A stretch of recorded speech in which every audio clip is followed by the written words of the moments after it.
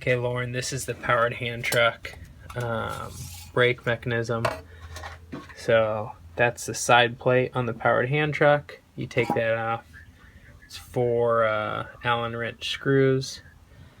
This is how it looked when I opened it up. This is just a threaded bolt, and then this is the other side of it. So you just thread this together. So then it looks like that. You just tighten up this little lock washer. Make sure it's around. A little lever right there.